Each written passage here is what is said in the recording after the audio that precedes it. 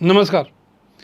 चंडीगढ़ नगर निगम के खातों पे जो डाका पड़ा है, डाका इसलिए कह रहे हैं कि ये बिल्कुल सेंधमारी है। 108 करोड़ रुपए का जो डाका पड़ा है, जो घपला हुआ है, उसमें आज हम एक बहुत बड़ा खुलासा करने जा रहे हैं।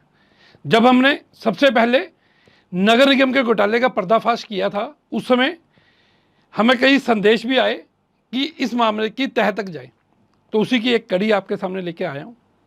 वह कड़ी जो शायद ट्राई सिटी के कई बिजनेसमैनों के होश उड़ा सकती है। हम आपको बता रहे हैं कि यह घोटाला, जो नकली एफडी 11 एफडी जो नकली बनी थी, वो घोटाला सिर्फ यहीं तक सीमित नहीं है, इससे कहीं ज़्यादा है। सन 2024 से यह घोटाला चल रहा था। तब यह घोटाला फर्जी एफडी का नहीं था, तब यह घोटाला नकली एंट्रीज का था। जी हाँ, वह नकली एंट्रीज जिसके दम पर नगर निगम का पैसा मार्केट पे ब्याज पर चढ़ा। नगर निगम का पैसा जो होटल चला रहे हैं शहर में बड़े बड़े, उनके पास, बिल्डर्स, सुनार और कई बड़े बड़े व्यापारियों के अकाउंट्स में गया। उन व्यापारियों के जिनको यह पता ही नहीं था कि यह पैसा घपले का है। पहले यहाँ तक मकसद था कि इन जो नगर निगम का सरकारी पैसा, उससे ओपन मार्केट में ब्याज पे चढ़ा दिया जाए, ब्याज पे चढ़ाकर मोटी रकम वसूली जाए ब्याज की, और बाद में पैसा जमा करा दिया जाए बैंकों में। बैंक कर्मी तो आईडीएफसी बैंक सेक्टर 32 की जो शाखा है, वो तो इन्वॉल्व थे ही। जो ऋषि है वो पूरी तरह इसमें शामिल था। विक्रम वधावा, कई अफसरों का खासम खास, वो इसमें शामिल था। अब दो बड़े बिजनेसमैन, उनके नाम भी सामने आए हैं। लेकिन सबसे पहले हम एफडी की बात कर देते हैं आपके सामने, उसके बाद हम आपको बताएंगे कि ब्याज का पैसा कैसे चला। कईयों का यह भी सवाल रहा कि आखिर कौन कौन अफसर इसके जिम्मेदार है, कैसे पैसा निकलता रहा, कैसे एफडी का पता नहीं चला। एक एक कड़ी, एक एक सवाल का जवाब आपके सामने लेकर आए हैं। सबसे पहले नकली एफडी की बात करें, फर्जी एफडी की बात करें। नगर निगम की जो ये फर्जी एफडी है, ये बड़े बड़े अफसरों के इशारे पर हुई, उनकी लापरवाही के कारण हुई। हो सकता है उनको यह नहीं पता होगा कि यह फर्जी एफडी होगी, लेकिन निचले अफसरों ने उनको गुमराह करके या उनकी मिलीभगत से यह एफडी हुई है। सारा किस्सा हम पर डेट जो होती है उससे आपको समझाने जा रहे हैं। सारा किस्सा आपको डे वाइज बताएंगे। सबसे पहले 22 मार्च 2025, जी हाँ, 22 मार्च 2025 को नगर निगम के पास स्मार्ट सिटी का पैसा आ गया था। अब इससे पहला आपको बिल्कुल जानकारी देते हैं कि जो नकली एफडी हुई, उसमें स्मार्ट सिटी के किसी भी शख्स का किसी तरह कोई लेना देना हो ही नहीं सकता। जिस अकाउंटेंट की बात कर रहे हैं कि एक भाग गया डेली बेस कर्मचारी, वह तो तब भागा जब हरियाणा का पर्दाफाश हुआ। वो क्यों भागा, उस पर भी आएंगे। पहले सबसे पहले 22 मार्च 2025 को सारा पैसा एमसी के अकाउंट में आ गया। स्मार्ट सिटी के कुल 22 अकाउंट थे। हम ये बिल्कुल ऐसे बात नहीं कर रहे कि कोई हवा में बात कर रही हो, हम आपको सारे कागजों के साथ लेके आ रहे हैं। स्मार्ट सिटी के 22 अकाउंट थे अलग अलग बैंकों में। सभी बैंकों में कितना पैसा था वह बताते हैं। 22 जो अकाउंट थे, पहला अकाउंट था एसबीआई बैंक में। इसमें 1.5 लाख रुपए बैलेंस थे। जो सरकारी बैंक है उसमें बैलेंस था 1.5 लाख, सिर्फ 1.5 लाख। उसके बाद आईडीबीआई बैंक में थे, इसमें अकाउंट था, पैसा जीरो था, एक भी रुपया नहीं था 22 मार्च को जब स्मार्ट सिटी बंद हुई। तीसरा था पंजाब नेशनल बैंक, इसमें 4 करोड़ रुपए थे। चौथा था पंजाब नेशनल बैंक का दूसरा अकाउंट जिसमें 1.5 करोड़ रुपए थे। फिर आया बहुचर्चित आईडीएफसी बैंक, 32 की शाखा नहीं जिसमें सारी गड़बड़ चली है, यह सेक्टर 22 की शाखा थी। आईडीएफसी बैंक सेक्टर 22 की शाखा में 10 करोड़ रुपए थे। फिर आईसीआईसीआई बैंक में खाता था, पैसे जीरो थे। फिर पीएनबी बैंक में एक और खाता था जिसका अकाउंट भी नील था, 1 रुपया भी उसमें नहीं था, माइनस में अकाउंट था ये। यानी जो ये कंपनी अपना पैन कार्ड लेके घूम रही थी स्मार्ट सिटी, उनका सिंबल अपना ही खराब था, खराब हो रहा होगा क्योंकि माइनस में अकाउंट था। उसके बाद दोबारा एक आईडीएफसी बैंक, बहुचर्चित सेक्टर 32 की शाखा, जहां से सारा घपला हुआ, जहां नकली एफडी बनी, जहां से सारा पैसा घूमा, उसमें था 50 करोड़ रुपए। जी हाँ, 50 करोड़ रुपए थे उसमें। उसके बाद उसी आईडीएफसी बैंक की सेक्टर 32 शाखा में एक और अकाउंट था जिसमें 1 भी रुपया नहीं था। यह वो अकाउंट था जो सबसे पहले खुला था और जिसमें 50 करोड़ रुपए थे, वो उसके बाद खुला था। यह दूसरा अकाउंट तब खुला जब इस घपले का पूरा मास्टरमाइंड उस आईडीएफसी बैंक की सेक्टर 32 की शाखा में तैनात हुआ, ऋषि। अब इससे अगला 10वां अकाउंट जो था वो था एक्सिस बैंक का, इसमें बैलेंस था 25 लाख रुपए। 11वां अकाउंट था आईडीबीआई बैंक, इसमें बैलेंस था 30 लाख रुपए। 12वां अकाउंट था एक्सिस बैंक, इसमें अकाउंट में कोई पैसा नहीं था।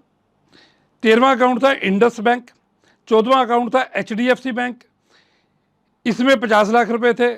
15वां अकाउंट था यस बैंक, इसमें कोई पैसा नहीं था। 16वां एक और अकाउंट था पीएनबी बैंक का, उसमें कोई पैसा नहीं था। 17वां अकाउंट था पंजाब एंड सिंध बैंक का, इसमें 1 करोड़ रुपए थे। पंजाब एंड सिंध बैंक के भी इस पूरे मामले में आपसे अलग से बात करेंगे। 18वां बैंक था कोटक महिंद्रा बैंक, इसमें 3.5 करोड़ रुपए थे। 19वां बैंक था एक्सिस बैंक, जिसमें कोई पैसा नहीं था। 20वां अकाउंट था एसबीआई, इसमें 16 करोड़ रुपए थे। जो सारा पैसा 16 करोड़ रुपए जब हैंड ओवर हुआ तो एमसी के अकाउंट में सबसे पहले जो ट्रांसफर हुए। 21वां बैंक था आरबीएल अकाउंट, इसमें भी जीरो पैसा था। 22वां बैंक था इंडस बैंक, यह भी नॉन ऑपरेटिव था, यानी माइनस में ही चल रहा था। यह है 12 बैंक जिसमें कुल 116 करोड़ रुपए थे। अब हम बात करेंगे ये पैसा क्यों, कब, कैसे एमसी के अकाउंट में आया। एमसी के अकाउंट में यह एक मीटिंग हुई। इस मीटिंग में पूर्व जो ये मीटिंग के वो मिनट्स भी हैं हमारे पास, उसमें जो ऑब्जर्वेशन है वो भी हमारे पास है। इस मीटिंग में जो शामिल थे उसमें थे श्री राजीव वर्मा जी चेयरमैन, जो पूर्व आईएएस साहब हमारे यहाँ तैनात थे, श्री लाखरा साहब IAS director, Shri Amit Kumar IAS director and CEO, जो इस समय नगर निगम के वर्तमान में भी कमिश्नर साहब हैं, श्री सीबी ओझा साहब चीफ इंजीनियर साहब, श्री संजय अरोड़ा साहब जो उन दिनों म्यूनसिपल कॉरपोरेशन के चीफ इंजीनियर हुआ करते थे, श्री राजीव कुमार मेहता जी। इनके अलावा भी कई लोग थे, कुछ लोग मीटिंग में नहीं भी आए। इसमें कहा गया कि जितना भी पैसा है वो सारा, ये मीटिंग हुई थी 19 फरवरी 2025 को, कि जितना भी सारा पैसा है वो सारा का सारा पैसा एमसी के अकाउंट में जमा करवा दिया जाए और तत्काल जमा करा दिया जाए। तो 20 मार्च को से लेके 22 मार्च तक ये सारा पैसा जमा भी करवा दिया गया।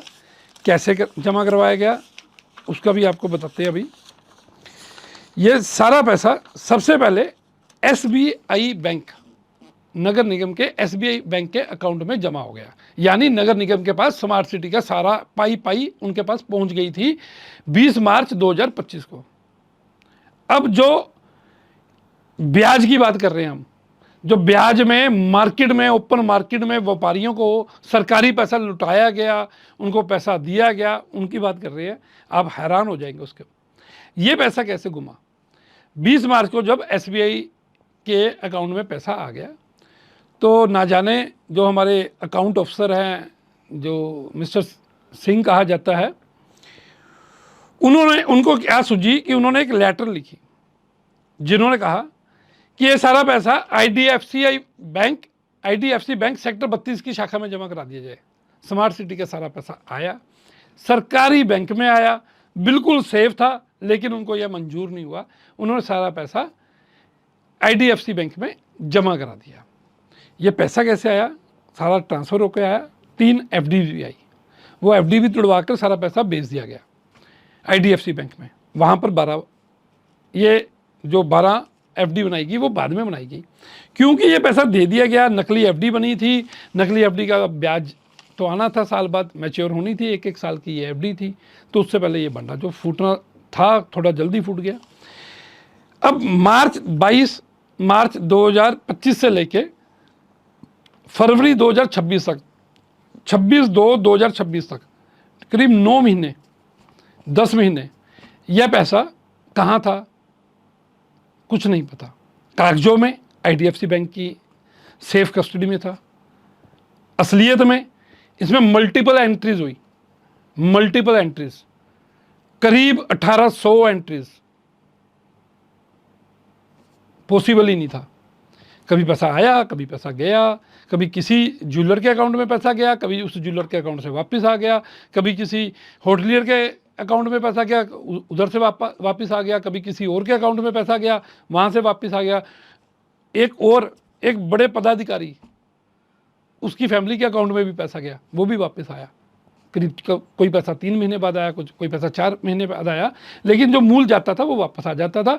और उसका जो ब्याज था वो ये रिश्वतखोर भ्रष्ट अफसर, चाहे वो बैंक के हैं चाहे नगर निगम के हैं, ये खाते रहे। तब तक तो ये चल रहा था।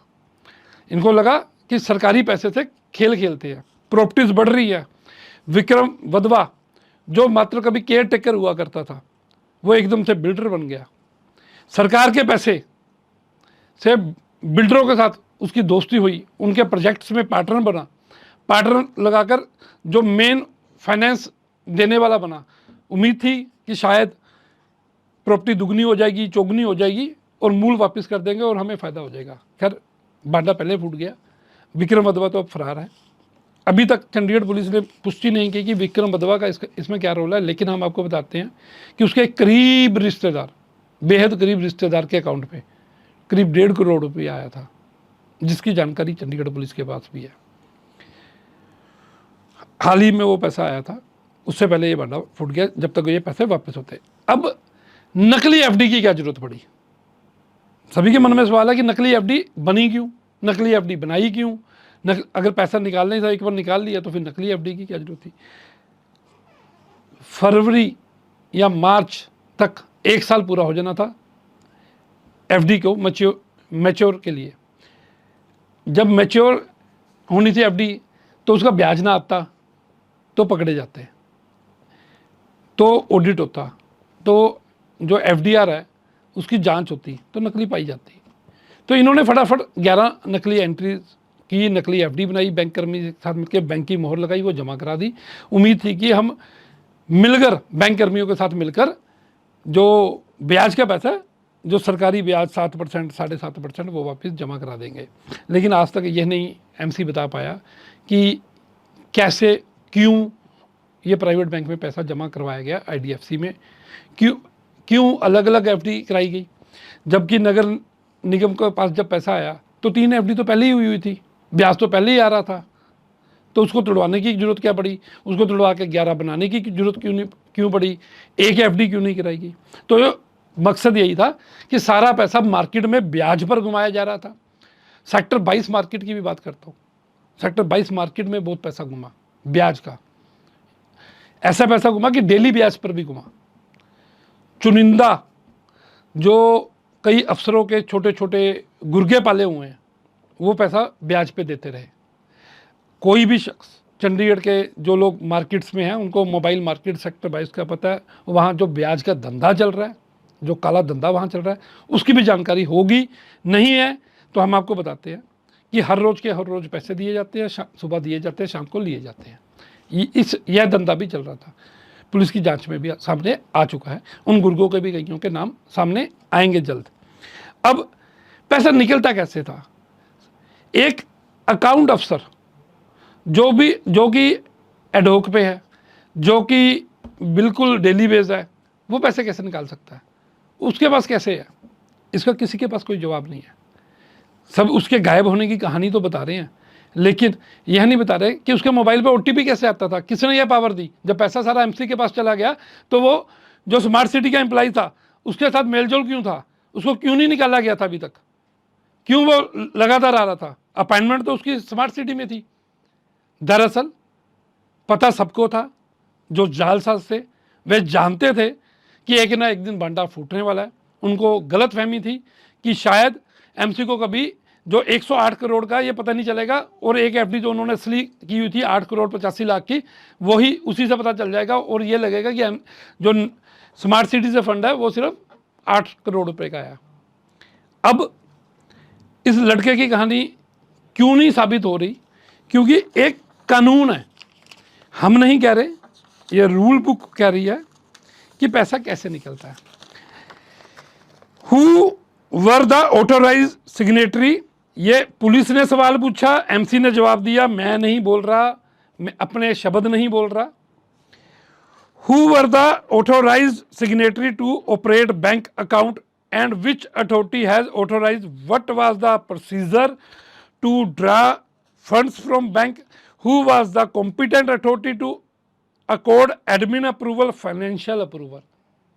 ये एक सवाल एमसी से चंडीगढ़ पुलिस ने किया, मेरा नहीं है, जिसमें पूछा गया है कि एमसी का पैसा कैसे दूसरे बैंक में जा सकता है, उसकी अप्रूवल कौन देता है, एमसी का पैसा की एफडी कौन करा सकता है, एमसी के पैसे का ओटीपी किसके पास आता है, एमसी के पैसे का ब्यौरा किसके पास आता है, फाइनेंशियल पावर किसके पास है।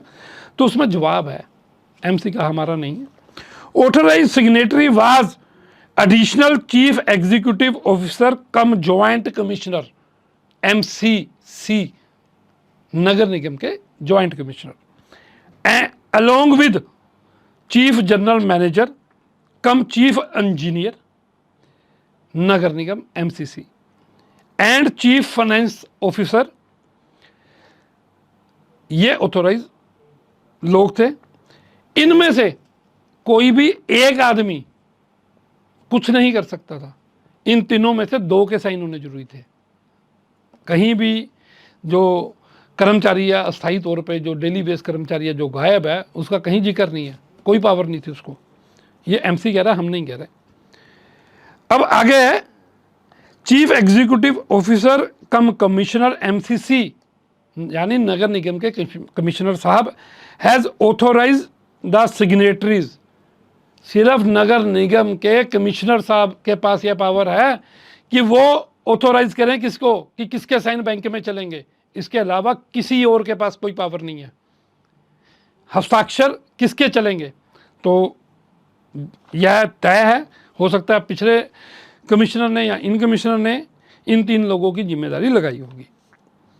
The chief executive officer cum commissioner MCC was the competent authority to accord admin approval, financial approval, यानी नगर निगम के कमिश्नर साहब खुद या उनके द्वारा जिनको उनकी पावर डेलीगेट की गई वो ही ऑथोराइज थे।